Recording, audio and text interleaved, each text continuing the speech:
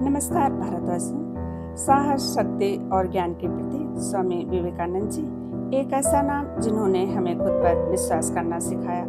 स्वामी जी को नमन करते हुए आज की इस कड़ी अस्थायी कार्य की शुरुआत भाग 2 में आपका स्वागत है। भाइयों एवं बहनों, पिछली कड़ी अस्थायी कार्य की शुरुआत भाग 1 में हमने स्वामी जी की कार्य योजनाओं को विस्तार से समझा था। आज की इस कड़ी में हम क्रमशः आगे बढ़ते हैं। स्वामी जी तथा उनके अमेरिका के कार्य का किंचित परिचय देने के बाद न्यूयॉर्क हेराल्ड के एक संवाददाता ने लिखा है, हाल ही में मैं जब स्वामी जी के एक कक्षा में गया तो मैंने देखा कि वहां उपस्थित श्रोता मूल्यवान वेशभूषा पहने तथा बुद्धिमान से लग रहे थे।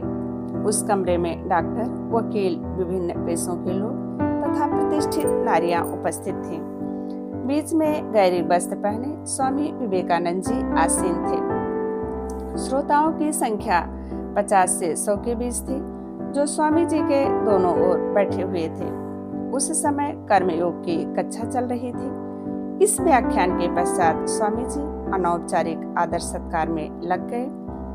अब तक जिस आग्रह के साथ लोग उनकी बातें सुन रहे थे और बाद में जिस उत्कंठा के साथ लोग उनसे हाथ मिलाने तथा उनके साथ परिचय करने को अग्रसर हुए, उसी से दिख जाता कि उनमें कितना प्रबल आकर्षण है। परंतु अपने बारे में स्वामी जी जितना नितांत आवश्यक हो उससे अधिक कुछ भी नहीं बोलते। स्वामी जी के इस काल के व्यक्तित्व के विषय में ब्रुकलिन की हेलन हटिंगटन ने ब्रह्मवादिन में लिखा था, भगवान ने प्रसन्न होकर हमारे बीच भारत से एक आध्यात्मिक पथ प्रदर्शक को भेजा है, एक ऐसे आचार्य को जिनका उदात्त दर्शन धीरे धीरे पर निश्चित रूप से हमारे देश के नैतिक वातावरण में व्याप्त होता जा रहा है। उनकी शक्ति तथा पवित्रता असाधारण है। उन्होंने हमारे समक्ष आध्यात्मिक जीवन का एक अति उच्च आदर्श, एक सार्वभौमिक धर्म, सबके प्रति दया, आत्मत्याग, मानवीय बुद्धि का द्वार, कल्पनीय पवित्रतम भावों को अभिव्यक्त किया है। स्वामी विवेकानंद जी ने हमारे बीच एक ऐसे धर्म का प्रचार किया है जो संप्रदाय या मतवाद की सीमा में आबद्ध न होकर उन्नति करने वाला, पवित्र करने वाला, अनंत सांत्वना देने वाला और पूर्णतः निष्कलुष है। इन्हीं दिनों स्वामी जी भक्ति योग पर कक्षाएं ले रहे थे और साथ ही ज्ञान योग तथा सांख्य वेदांत पर भी कुछ धारावाहिक व्याख्यान दे रहे थे। मेडिसिन स्क्वेयर गार्डन में उनका अंतिम व्याख्यान 23 फरवरी को हुआ। उसी दिन उन्होंने मेरे गुरुदेव जी विषय पर भाषण दिया। एक उच्च कोटि का प्रेरक भाषण था जिसमें श्री रामकृष्ण जी के बारे में उनके हृदय के भाव प्रस्फुटित हो उठे थे। संयोग बस उसी दिन श्री रामकृष्ण जी के आविर्भाव के उपलक्ष्य में भारत में सार्वजनिक उत्सव का अनुष्ठान चल रहा था। अमेरिकी जनसाधारण का उन दिनों स्वामी जी के साथ बड़ा अपनत्व हो गया था। इस अवस्था को ध्यान में रखकर उनके जो पूर्व उद्धृत पत्र हैं उसमें स्वामी कृपानंद जी ने विनोदपूर्ण शैली में लिखा है, खैर भारत को चाहिए कि वह स्वामी जी पर अपने स्वामित्व का दावा अभीष्ट कर दे अभी ही। ये लोग अब संयुक्त राज्य अमेरिका के राष्ट्रीय विश्वकोश के लिए उनकी जीवनी लिख रहे हैं। उन्हें अमेरिकी नागरिक का दर्जा प्रदान करने वाले हैं। जैसे होमर का जन्म स्थान होने का सम्मान पाने के लिए 7 नगरों के बीच विवाद उत्पन्न हुआ था, वैसे ही संभव है भविष्य में 7 देश हमारे आचार्य देव जी पर अपनत्व का दावा करें और इस प्रकार भारत को अपने एक सर्वश्रेष्ठ संतान की जननी होने के गौरव से वंचित कर दे। अमेरिका की एक सुप्रसिद्ध साहित्यकार एवं कवयित्री श्रीमती एल्ला ह्यूलर विलकॉक्स ने 26 मई 1907 के न्यूयॉर्क अमेरिकन पत्र में लेख के द्वारा स्वामी विवेकानंद जी के साथ अपनी मुलाकात संबंधी निम्न बातों को प्रकाशित कराया था। 12 वर्ष पूर्व एक दिन शाम को मैंने सुना मेरे आवाज से मात्र 1 ब्लॉक की दूरी पर भारत से आए दर्शन के प्रचारक एक विवेकानंद नामक व्यक्ति का भाषण होगा। उत्सुकता बस मैं मेरे पति वहां गए और श्रोताओं के बीच बैठकर भाषण सुनते हमें 10 मिनट भी नहीं हुए थे कि हमने अपने आप को अत्यंत सूक्ष्म, सजीव, अद्भुत जगत में महसूस किया और हम लोग व्याख्यान के अंत तक प्रायः शास्त्रों के मंत्रमुग्ध से बैठे रहे। व्याख्यान समाप्त हो जाने पर हम नए साहस, नई आशा, नए बल और नए विश्वास के साथ अपने जीवन के उलटफेरों का सामना करने चल पड़े। पतिदेव ने कहा, यही धर्म है, यही दर्शन और ईश्वर के बारे में यही धारणा तो मैं ढूंढता फिर रहा था। ये सुप्रसिद्ध महिला केवल भाषण सुनकर ही संतुष्ट नहीं हो गई। उन्होंने स्वामी विवेकानंद जी द्वारा प्रचारित भारत के इस अद्भुत धर्म का भक्तिपूर्वक अध्ययन करना प्रारंभ किया। प्रबंध के अंत में उन्होंने लिखा है, भारतीय दर्शन की महत्ता को हमें समझना होगा।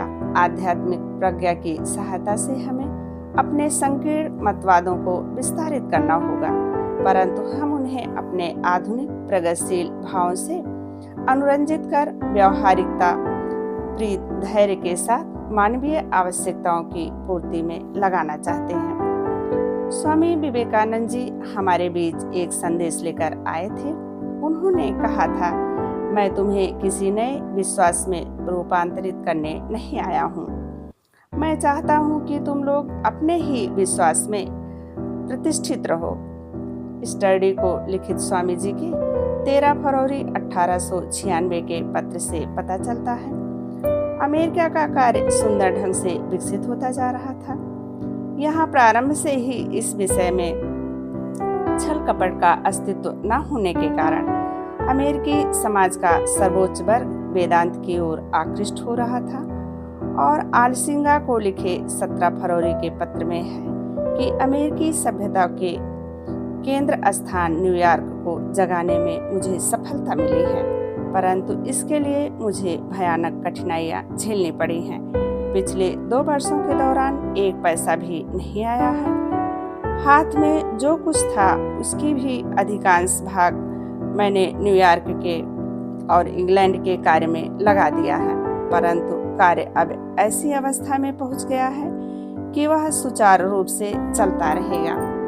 फिर देखो, हिंदू भावों को अंग्रेजी भाषा में व्यक्त करना, शुष्क दर्शन, जटिल पुराण कथाओं तथा अद्भुत मनोविज्ञान से एक ऐसे धर्म मत का निर्माण करना जो एक ओर तो सहज, सरल तथा लोकप्रिय हो, पर साथ ही साथ सर्वोन्त मस्तिष्क वाले जो व्यक्ति हैं उनको भी संतुष्ट कर सके।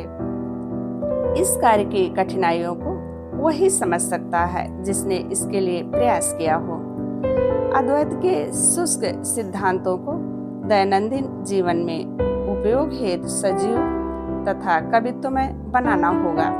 अत्यंत उलझी हुई पुराण कथाओं में से सुस्पष्ट नीति के नियम निकालने होंगे। बुद्धि को विस्मित करने वाली योग विद्या में से अत्यंत विज्ञान सम्मत तथा व्यवहारिक मनोविज्ञान का विकास करना होगा और इन सबको एक ऐसे रूप में प्रस्तुत करना होगा कि एक बच्चा तक उनकी धारणा कर सके, यानी बच्चा भी समझ सके। मेरे जीवन का यही कार्य है। अंततः न्यूयॉर्क पहुंचकर उन्होंने अपनी व्याख्यान माला को प्रकाशन के लिए तैयार कर लिया और 13 अप्रैल को वेदांत समिति के अनुयायियों के समक्ष एक छोटा सा भाषण दिया स्वामी जी ने, जिसका विषय था वेदांत के मूल तत्व तथा अमेरिका में उनका प्रयोग। यहाँ पर कक्षाओं तथा व्याख्यानों के माध्यम से अनुरागी शिष्यों की एक टोली तैयार करने, पुस्तकों की रचना करने तथा वेदांत समिति की स्थापना करने के बाद स्वामी जी ने सोचा अब उनका कार्य काफी कुछ सुदृढ़ हो गया है। 14 अप्रैल को उन्होंने हेल बहनों को सूचित किया, रविवार को यहाँ सकुशल आ पहुँचा हूँ और अस्वस्थ होने के कारण पहले सत्र नहीं दे सका। व्हाइट स्टार लाइन के जर्मनिक जहाज से मैं कल दोपहर 12 बजे यात्रा करूंगा। इस बार का अमेरिका का कार्य समाप्त करके 15 अप्रैल को स्वामी जी ने लंदन की ओर प्रस्थान किया। भाइयों एवं बहनों, आज की कड़ी में बस इतना ही। क्रमशः अगली कड़ी में हम जानेंगे कि अमेरिका वासियों के प्रति स्वामी जी में कितना प्रेम था।